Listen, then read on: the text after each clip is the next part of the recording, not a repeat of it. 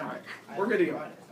Thursday, May 28th. This will be third period as we move forward and finish out almost our last day of stories. The joy for you guys is we actually get one more day of stories with you. And so I'll give you guys a couple options for tomorrow. Like one of them would be the first fight I got into, which was when I was in junior high, 8th grade. And so I can give you guys that story, or there'll be a couple other ones, and you can choose which story you want to go with, and I'll record and do that one with you guys. Because not all the classes get that, because not all the classes meet tomorrow. But we do, so that's something. With the story I was telling you guys yesterday, to give you guys just the quick, the sum up, the wrapping up of it. For me, sitting on the curb, there wasn't much left from there. The cops eventually came, and I remember I did have to go down to the police station on that one. And this time I actually had to get the photo where you hold the little thing in front of you and they take the picture of you. I so wish I had it, but I do not, because by the time I would have thought to get it, it was years later, because I wanted that picture to go away and burn in a hole for the longest time. And then eventually I was like, oh, I wonder if I can go back. And I'm like, that's not going to be there. But yeah, I had to sit in front of the little wall and take the picture. But I didn't have to go to jail. It was just going down to the police station. And then from there, I remember having to tell my parents. Which was really rough. And the reason telling my parents was rough is, as I mentioned before, that my family background, yeah, I like them. Kids I like get to do special things. It's the joy of being a kid I like. That's crazy.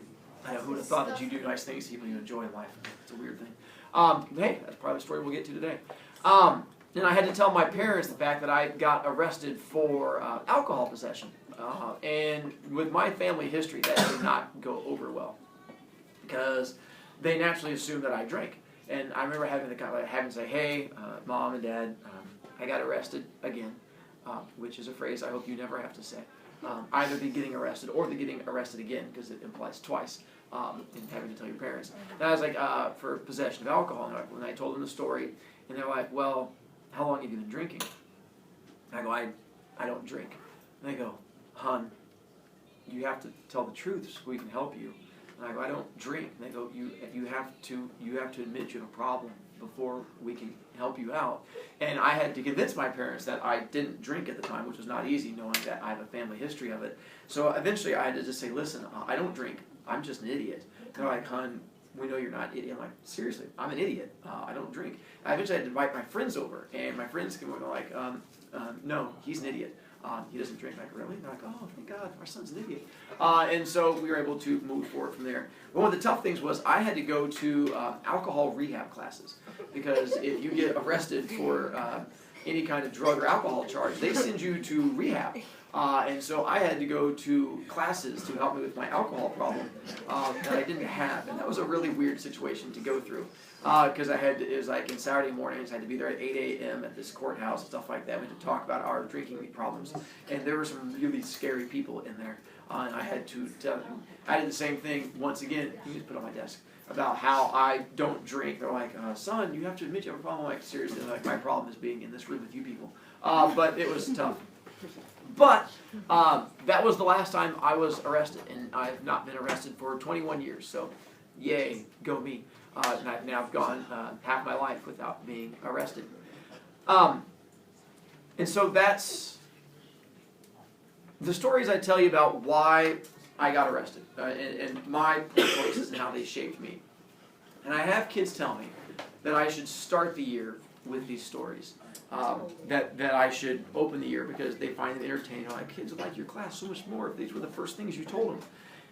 But here's the problem. I can't start the year with these stories. And it's not because of me worrying about the stories getting out, because obviously I film them and I have no problem with people knowing about them. The reason I can't do it at the beginning of the year is I have to earn your trust. It's what this whole year is me earning your trust as a teacher.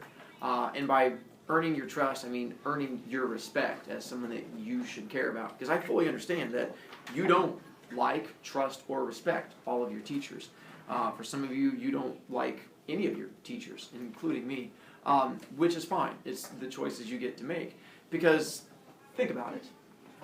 If you had another teacher, and they said, we're going to spend the last week of school with me telling you stories about my childhood, how many of you would immediately just smash your head against a wall and say this is going to be the preferable option? Right. If I started off the school year saying, you don't know me, let's listen to stories of my childhood, you would go, new class please. So it doesn't work that way. I had to build up to this point to earn the fact that my stories will have weight with you. And so that's what this year has been. Me earning your trust so that my stories have weight here at the end of the year. And my stories today, I have notes and I record them because they vary from class to class.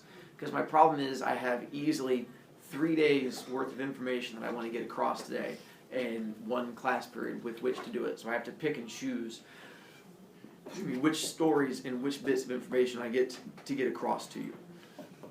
So let's go with why I do the things I do in class.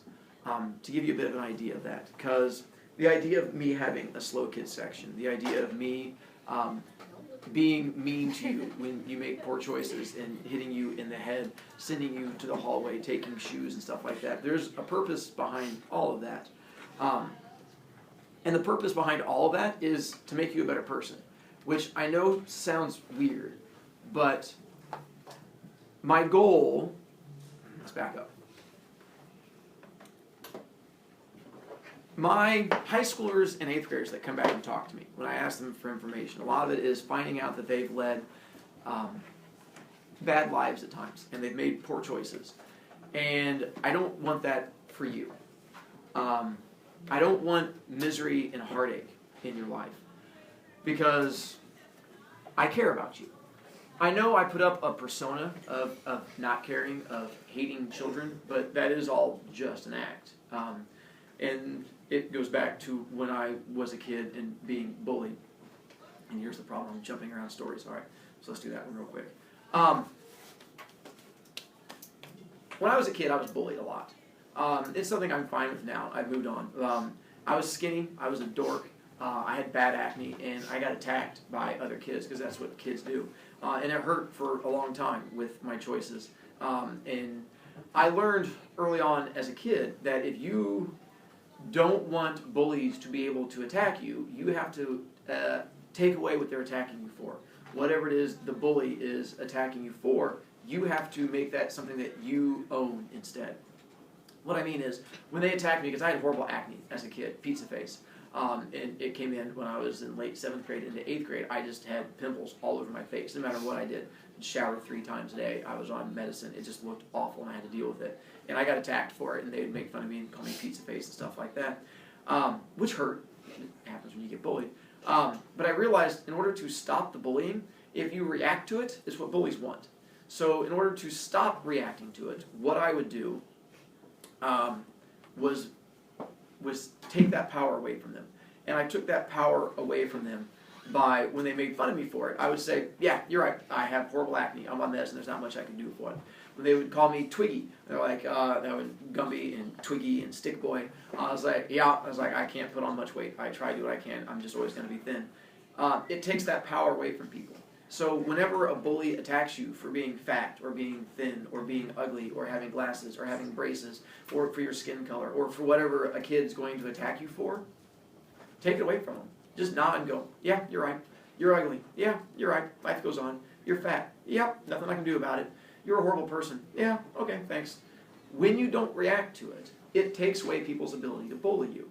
And it's one of those things I learned as a kid, because I tried fighting back, I tried getting lippy, I tried being mouthy, and it never seemed to do anything. But when I would just shrug and be like, yeah, okay, it took the joy out of it for other kids attacking me. And that stuck with me for years until I became a teacher. And there's something they don't tell you about when you're in college to become a teacher. And it is that students bully you. And I don't mean students bully each other, I mean students bully teachers. And you guys do bully teachers. And that's what I learned my first year of teaching, was that kids would bully me. And it's not on purpose for a lot of you, it's just something that you do naturally. And when I mean that you bully teachers, when you tell the teacher that their class is boring, or that you don't like them, or you don't like their class, or that their class is pointless, that's bullying. You're making someone feel bad. There is no teacher who graduates from college whose goal is to go out and have a class no one wants to go to. Every teacher wants to be the teacher that kids flock to. It's just not everyone's good at it. Half the kids in school want to play basketball. Not every kid's good at it. So teachers go out there and they try to be good at it, but they're not all that good at it. So when you tell a teacher that they're boring, or that you don't like their class, or you think their class is pointless, that's bullying. There is no way that does not hurt the teacher. And I can tell you that because I've been there. My first couple of years, that was what happened to me, and it hurt a lot. And I was unprepared for it. Unprepared, I mean, I had been a kid. I'd said those same things myself, but I was unprepared to be on the other side of it and to realize how much it hurt when I spent time making a lesson plan and putting my heart into it, and then have a kid yawn halfway through and go, boring, while I was teaching. It was almost enough to make me cry. I didn't, but it hurt. And so I realized I had to take the power away from kids. And I could not let kids have power over me as a teacher.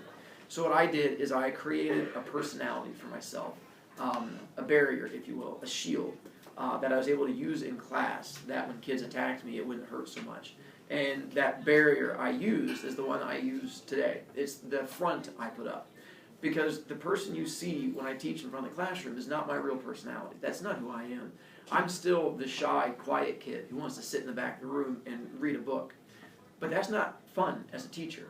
You don't want a teacher who's shy and quiet and sits in the back of the room and doesn't attract your attention. You want a teacher in the front of the room who's outgoing and personable and the center of attention and constantly makes you look at them and makes you smile. So I act and I perform because I know that's what you want.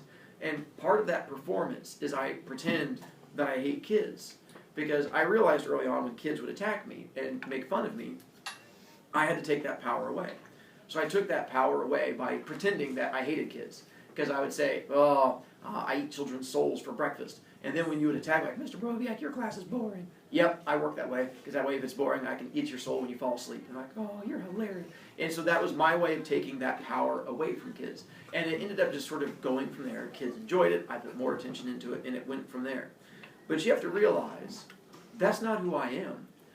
That confidence that you see in front of the classroom is something I create. It's something I make up. It's faked while I'm up here in front of you. I do it well because I know it's what I need to do to be a good teacher. I tell you that not just because I want you to understand my thinking, but because I need you to understand it's something you can do too. When you see someone who is confident, when you see someone who looks like they know what's going on and the fact that they have the world in their hand, realize there's a good chance they're faking it too. Because that's what confidence is. Confidence is simply faking it and making other people think that you feel this way. If you fake confidence enough and you get enough people to believe it, then that's what it becomes. And it becomes a real thing. If you want to be confident, if you want to be outgoing, if you want to be this person that other people flock to, be that person. Be confident. But Mr. Broviak, kids are going to make fun of me. Yeah, they're going to make fun of you. It's going to happen. There is no way to stop that. Kids make fun of things that they don't understand and that scare them at times. But here's part of it. One, who cares? Who cares if kids make fun of you? Think about it. Who are the kids making fun of you? Why do you give them power over you? Think about any kid that comes in that makes fun of you and gives you a hard time. Why do you give them the power to control your emotions? When kids make fun of me, or if another teacher makes fun of me, why am I going to let that bother me if I don't give them any power? So if you choose to be confident, and you choose to take control of your life, and you choose to do whatever, and another kid makes fun of you and bullies you and laughs at you, think about this. Why do you care about that kid's words? What power does that kid have over you? As soon as you give their words power, you're giving them respect. As soon as you say your words can shape who I am, you're giving them the power to control who you are. Don't. Why would you give that power to a random stranger on the street? Why would you give that power to a random kid at school? there are very few people you should give that power to control your world and control your life. Those few people are your close friends. The people who have earned your trust. Those people who have earned your respect. Those are the people you care about. Not the random kids who say things about you.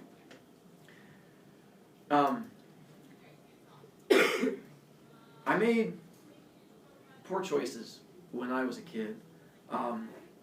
And it's weird, the poor choices that you think about are not always the poor choices that you think are going to be the ones that haunt you later on. When I was in junior high, I only wanted to be popular. It was all that drove me forward. I knew for a fact that if I became popular, my life would be happy. Because I saw popular kids, and I saw how happy they were. And I knew that if I was popular, that I would be happy too. And that's what I wanted. And I didn't have a horrible home life. I had parents at home that loved me, but I was skinny, and I was a dork, and I got made fun of. And I was pretty sure that when I was popular, all that would stop. So I dedicated my life in junior high to being popular. I spent every moment of it trying to be popular. And I made poor choices as I went along that path.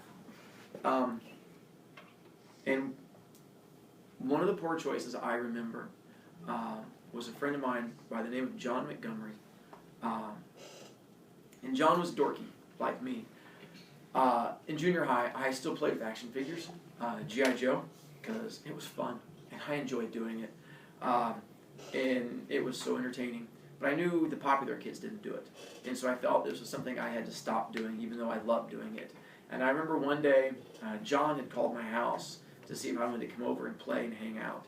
And I decided that I couldn't do this anymore, and I couldn't hang out with John anymore, because John was holding me back as a friend. And I felt that I had to stop hanging out with him if I wanted to move forward with my quest for popularity. And what haunts me to this day is that day he called, I didn't answer the phone. I had my brother answer the phone. And what hurts is I remember having my brother answer the phone, and I refused to talk to John. And I had my brother say that I wasn't home and that I couldn't play with him. And what still hits me today is the look my brother gave me when I made him talk instead of me. And my brother knew how good of a friend I was with John. Sorry, their emotions, they pass. Just give me a second. Knew how good of a friend I was with John, and the fact that I would make that choice. And seeing my brother's view of me change on that day. When he had to tell my friend that I wouldn't play with him anymore because I knew in my heart, because he wasn't popular, although it's not what I told my brother. My brother was just younger than me and confused. And I wish I could tell you that was the day that I changed and realized my poor choices, but it wasn't. It was just one day of many. It's just the day that happens to still haunt me years later that I did that. I continued trying to be popular for another year or so until one day I had an epiphany. An epiphany is a moment in your life when you realize something that changes everything. Not everyone gets to have epiphanies. And I had my epiphany when I don't remember if it was 8th grade or if I was a freshman. I remember it was in that time period. I remember I was on the bus. And riding the bus, I was the quiet kid. And I spent my time listening to people on the bus talk because I wanted to listen and find out how the popular kids talked. Because I figured if I listened to how the popular kids talked, then I would figure out how to be popular. And then I could be popular. And I was on the bus, and I was listening to these two girls in front of me have a conversation. And I was trying to figure out what they were talking about so that I could find a way to get into the conversation, so that I could find a way to be part of that conversation, so that I could be popular. When it hit me, I didn't like them. I didn't like these two people at all. They weren't good people. They weren't friendly. They weren't nice. There was very few redeeming qualities. And I realized I was throwing away my life trying to hang out with people who I don't like and who don't like me. And it was eye-opening about what I was doing. And so I decided at that point to change. And I still remember sitting on that bus and looking out the window and just going, what am I doing? Why am I trying to make these people my friend when once they become my friend, I'm not even going to like them? So I decided to reevaluate myself and figure out who my friends were and who really liked me for me, and to move forward and commit myself to them, and only worry about what they said about me, and not worry about any kid that I did not consider my close friend. And it honestly changed my life. It's that moment where I realized that going forward, everything changed for me. I know I appear as a very happy person, and I smile a lot for you guys, and there's a reason for that. It's because I'm a very happy person. I've led a life that I don't regret. 39 years in, and I don't really have regrets in my life. And a lot of that is because I make choices, I believe, for the right reasons. And when you make choices for the wrong reasons, you end up regretting them. Whether you think you will or not, they come back to haunt you. And that was part of why what controlled my life at that point was deciding that I was going to make the right choices. And I obviously didn't do it perfectly, because I think I got arrested shortly after that. So I wasn't making all the right choices, but I was friend-wise. At least I was trying to. And it guides me today with being happy. Happiness is a choice. It truly, truly is.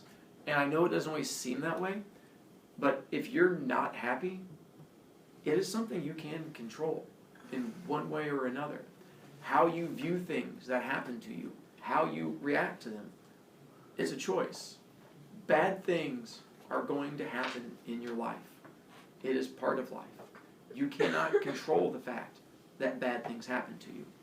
You have to understand, bad things have happened to me. Lots of bad things have happened to me. But I don't let those bad things own me. I don't let those bad things control me. Because I've realized I can't control the bad stuff that happens. I can control my reaction to it. I can control how I choose to deal with it. Some of you have seen on my calf, I have a tattoo. It's a smiley face. And then around the smiley face is a Latin phrase. It says, Ignis Arum Probat Miseria Forte Viros.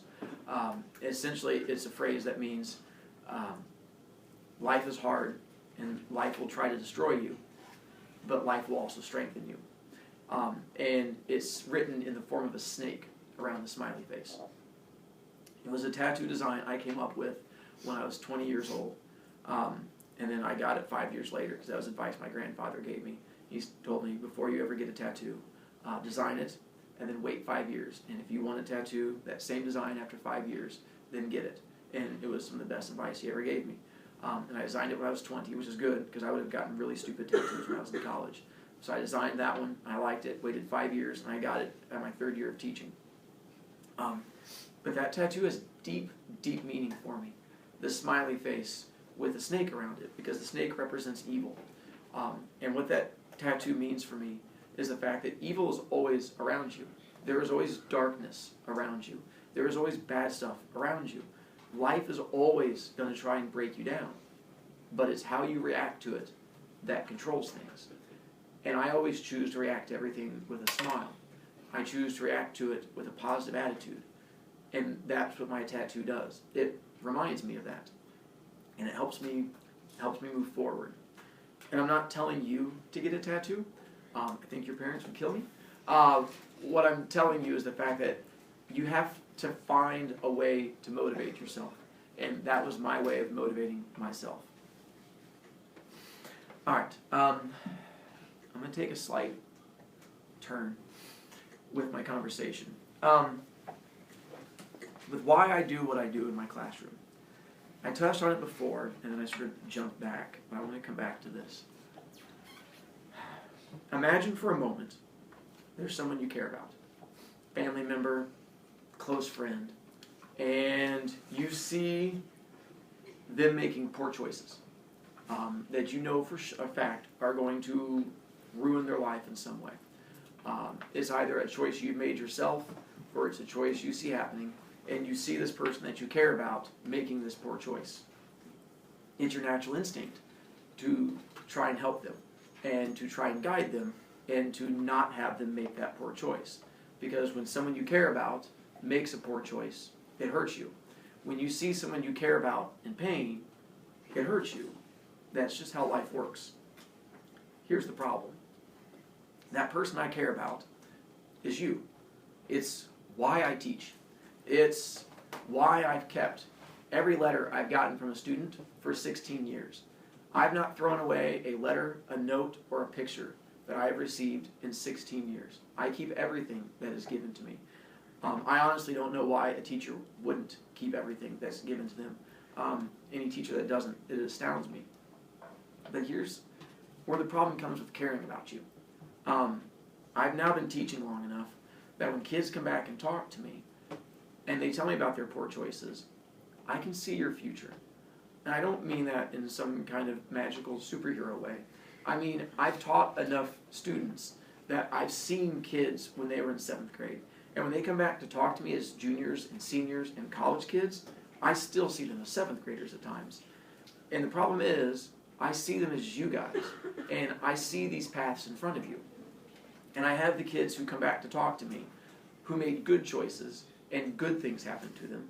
And I have the kids who come back to me who made bad choices and drop out of school and are incredibly unhappy, or who get pregnant when they're in high school and they have to change their life, who get arrested for marijuana because they're smoking it behind Best Buy, or who end up dropping out of school because of heroin. All of those are real stories from kids who've come back to talk to me. And here's the problem. I don't want those bad things for you. I don't want you to go down that path. So, the trick is, how do I stop you from going down that path? Because I see some of you going down that path, and I don't want that. So, I do what I can to try and prevent that. And I realize why some of you go down that path. And a lot of times it starts with home life, which is something that we don't talk about a lot here at school, but we should. Because you only spend 8 hours here at school, and you spend a lot of the rest of your time at home. And I understand, for many of you, home life is not a good place. And home life is really rough. And I'm not an idiot. I know what you go through at home. Not all of you have bad home lives, though. Some of you have really good lives. You have 2 parents at home. Some of you have 2 parents at home who even say the word love to you. I don't think you understand how powerful that is.